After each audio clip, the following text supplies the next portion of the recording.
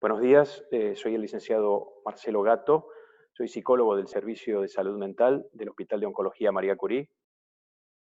Soy el codirector de la maestría en psico-oncología que se dicta en la Universidad Favaloro y director del portal www.psicooncología.org. El tema de hoy es el desgaste laboral y poder pensarlo en el marco de esta pandemia de COVID que estamos viviendo. Pero el problema del desgaste laboral es algo que viene desde hace mucho tiempo y es un problema que se venía anunciando ya con estudios, con investigaciones, con sintomatología en la población laboral de los hospitales. Está marcado por el sistema actual en que vivimos, dominado por la economía de mercado y donde las condiciones laborales no siempre son las óptimas. Tenemos que tener en cuenta que se considera el trabajo como imprescindible para una vida saludable, con lo que significa la retribución económica, el hecho social de tener trabajo, la realización de la persona y el progreso de la comunidad.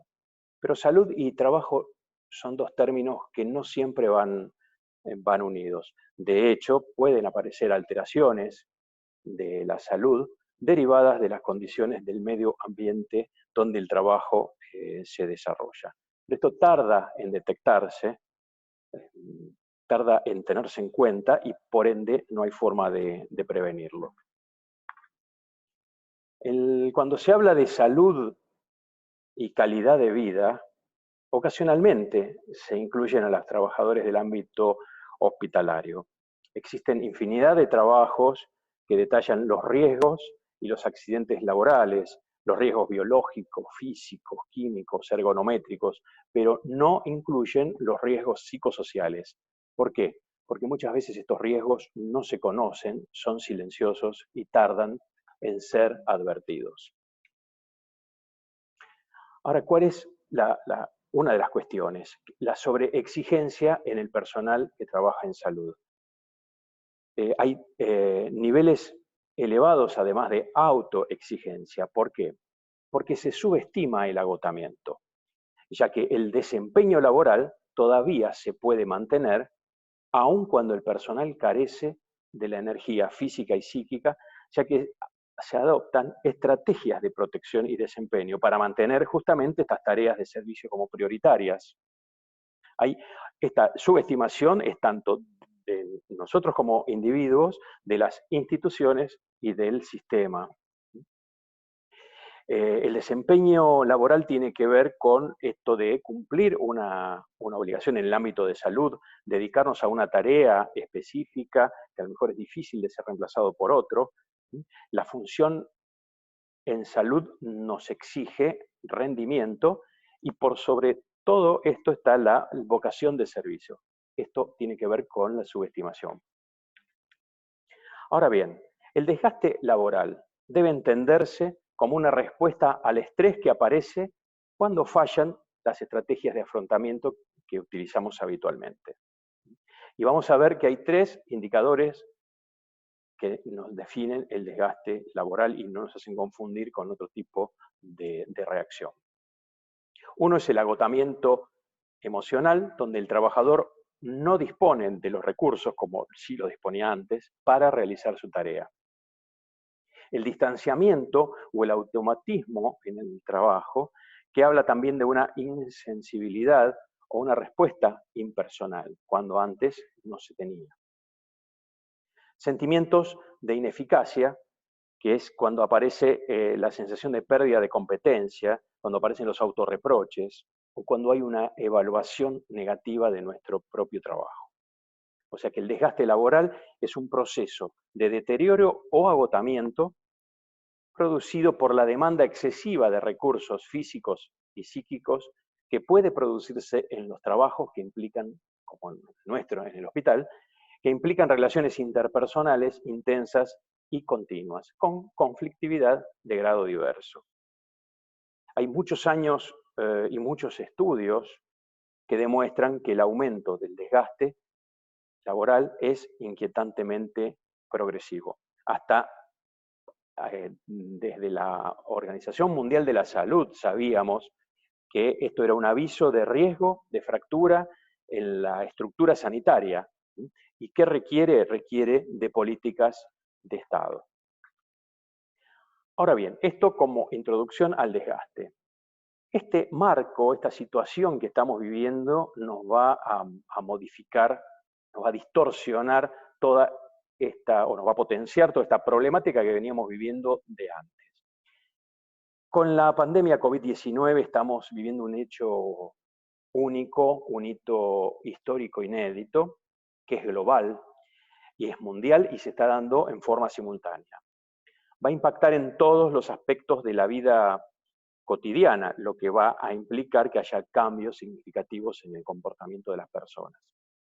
Y va a impactar de una manera que es preocupante. Preocupante, ¿por qué? Porque bueno, hay una alteración, una distorsión del espacio y del tiempo. El futuro de pronto nos resulta incierto, pero a su vez intuimos que va a haber consecuencias a mediano y a largo plazo. Otra de las cuestiones que intuimos es que de pronto cualquier persona puede resultarnos amenazante.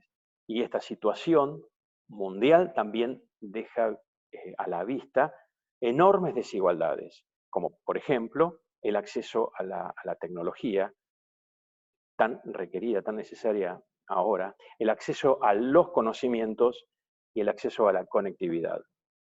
Ahora bien, ¿cuál es la paradoja de esta situación de desgaste en este tiempo que vivimos? Es que también los que asistimos estamos afectados. Esto hace que todos tengamos reacciones de alto impacto y que tengamos que conocerlas para ver cómo podemos de alguna manera manejarlas y hacer algo con ellas. Hay un impacto tan grande y tan abarcativo que nos lleva a una pérdida de control y las reacciones de esa pérdida de control nos va a llevar a distintas reacciones que las vamos a dividir para poder verlas con más claridad en conductas, emociones y cuerpo. En la conducta vamos a ver que lo primero que hay es una hiperactividad o una hiperalerta, nos lleva a la impulsividad o a la falta de concentración, esto según cada persona en su particularidad. Puede haber dificultad para el autocuidado, el aislamiento, la dificultad familiar y social y el aumento de consumos, de consumo de sustancias. En el área de las emociones vamos a encontrar que hay un gran nivel de ansiedad, o puede aparecer en algunas personas un gran nivel de ansiedad, porque por la incertidumbre, por la disrupción, por el desvalimiento que se pueda vivenciar en esta situación, puede aparecer la irritabilidad, el enojo excesivo, sentimientos de frustración, de impotencia, tristeza, miedo, culpa a contagiar, más los que trabajamos en los hospitales, en el área de salud, contagiar a nuestra familia cuando volvemos a casa, a los otros con quienes estamos. Y por supuesto el agotamiento. Y en el cuerpo, ¿qué vamos a sentir? Bueno, justamente el agotamiento físico, la fatiga, puede aparecer cefaleas, contracturas, síntomas físicos vagos, molestias gastrointestinales, falta de deseo sexual e insomnio. Ahora, el riesgo de estas reacciones es que se cronifiquen, por eso es importante reconocerlas y poder actuar, hacer algo con ellas. Bien, recién veíamos en la persona, en el individuo, lo que serían las emociones, la conducta y el cuerpo. Estas mismas reacciones, como indicadores de malestar, las vamos a ver en los equipos. En los equipos vamos a ver que pueden aparecer conflictos nuevos, alianzas distintas, que se armen subgrupos, que haya descalificación con algún compañero. O sea, ¿por qué? Porque todo el equipo está en hiperalerta. O sea, esto que veíamos en el campo de lo individual de la persona, lo vamos a ver potenciado, multiplicado en el equipo. Todo el equipo está en hiperalerta, todos tenemos miedo al contagio. Trabajamos en condiciones muy especiales, con el contexto de pandemia, pero no sobre equipos que eran ideales, ¿no? Con modalidades de funcionamiento que ya estaban instaladas. Y también estos indicadores los vamos a ver en la familia. Las familias no estaban acostumbradas a convivir tanto tiempo juntas. Las familias ahora están muy exigidas, tener que sostener los hijos, algunos tienen que sostener a sus padres, sostener el trabajo como se pueda, eh, y sostener por sobre todo la pareja. Entonces, dentro de la familia vamos a encontrar que hay grandes dificultades, pueden aparecer en la comunicación, en su dinámica. ¿Sí? Piensen que está alterada la organización familiar, está alterada la planificación financiera, tanto la planificación del trabajo y la planificación de la educación. Puede aparecer la subvaloración, a lo mejor no todos trabajan en salud, que es lo lógico, y puede haber como una subvaloración del trabajo que puedan hacer los demás en la casa frente al trabajo de los que estamos en salud, como que esto tiene otra relevancia y no debería ser así. Miedo en la familia al contagio. Puede haber algunos niveles de desintegración y baja tolerancia. Todo esto está dentro de lo que es el desgaste laboral más un cansancio cognitivo con respecto a lo que se ha convertido en la virtualización de la vida social. Piense que antes usábamos la tecnología como opción, ahora tenemos que usarla para todo. Bien, ahora, ¿qué factores potencian el desgaste que tenemos que tenerlo en cuenta? Bueno, tenemos factores individuales, institucionales y sociales. Dentro de los factores individuales que potencian el desgaste tenemos las problemáticas personales preexistentes. O sea, las problemáticas preexistentes de todo tipo se van a poner en evidencia, se van a exacerbar, se van a amplificar. Las institucionales, que tienen que ver con las variables en el ámbito de trabajo, tienen mucho que ver con la dinámica en las formas de trabajo, como por ejemplo el verticalismo, el autoritarismo, la rigidez en la toma de decisiones o en la forma de funcionamiento, la no valorización del esfuerzo que hace todo el personal y la desconfianza. Las sociales, que son bien propias de las características del confinamiento, es que todos estamos viendo que el virus desnuda un sistema que está en crisis. Hay un nivel de desigualdad que se torna inconcebible, lo que tiene que ver con el acceso a los recursos, el acceso al lugar para poder llevar medianamente bien el confinamiento, la crisis sanitaria, que lo estamos viendo no solo en nuestros países sudamericanos, sino en los países altamente desarrollados. Y hace visible también la discriminación contra grupos estigmatizados.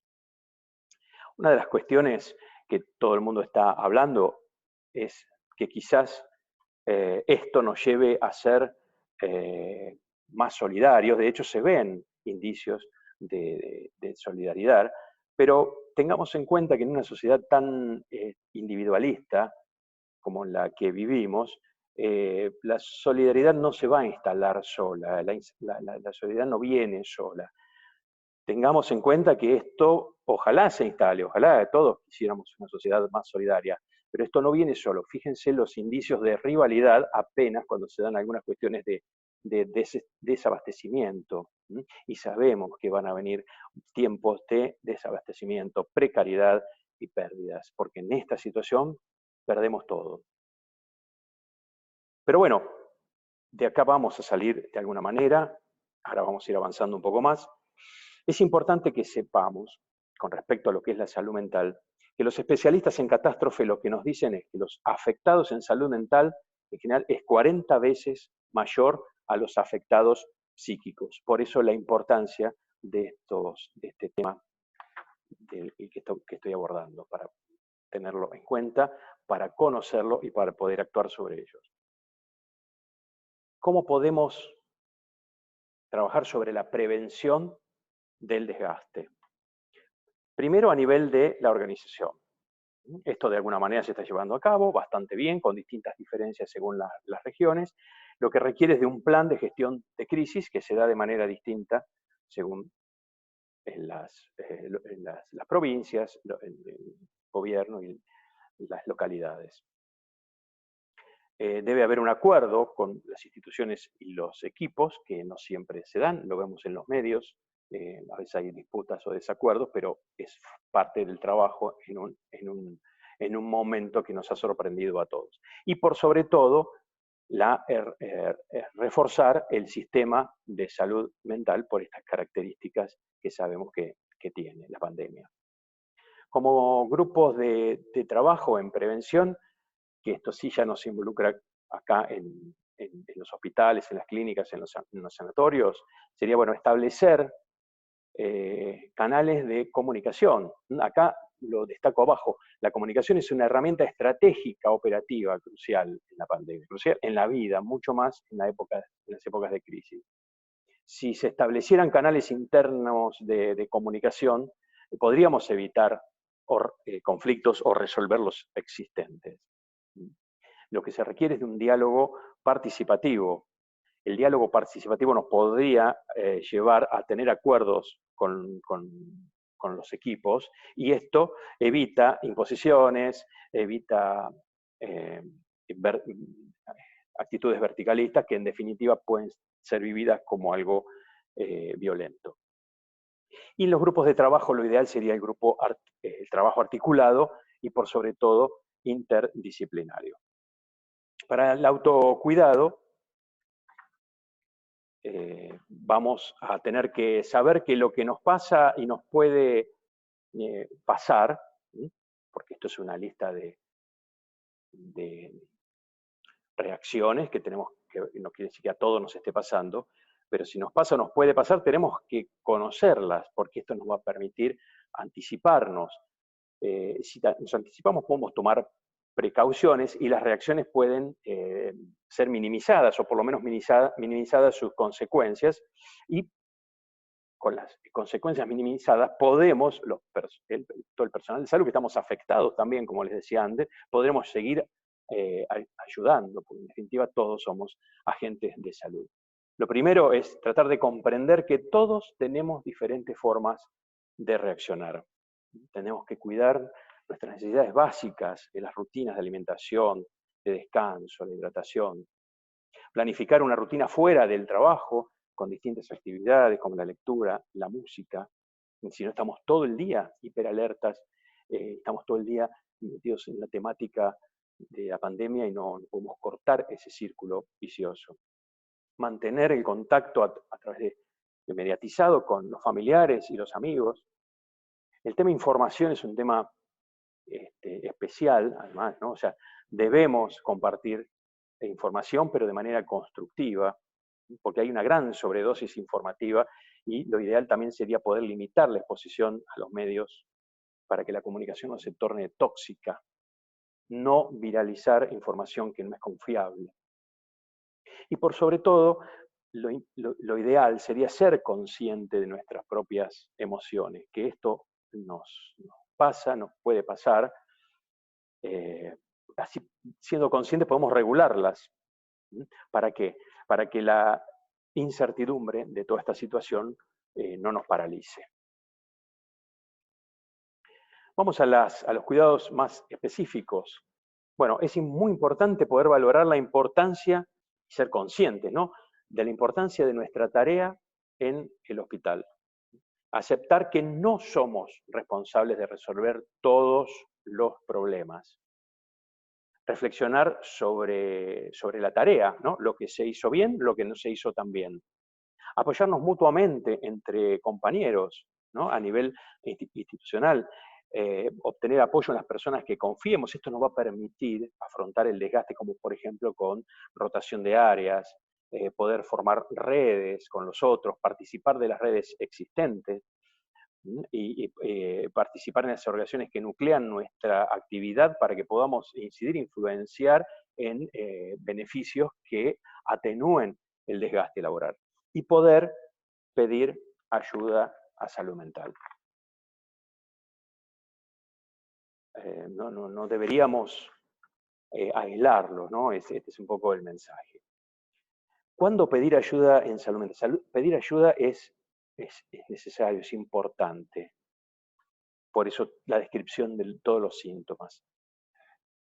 Cuando aparezca malestar o tensión, y ese malestar o tensión es continua y no permite realizar la tarea.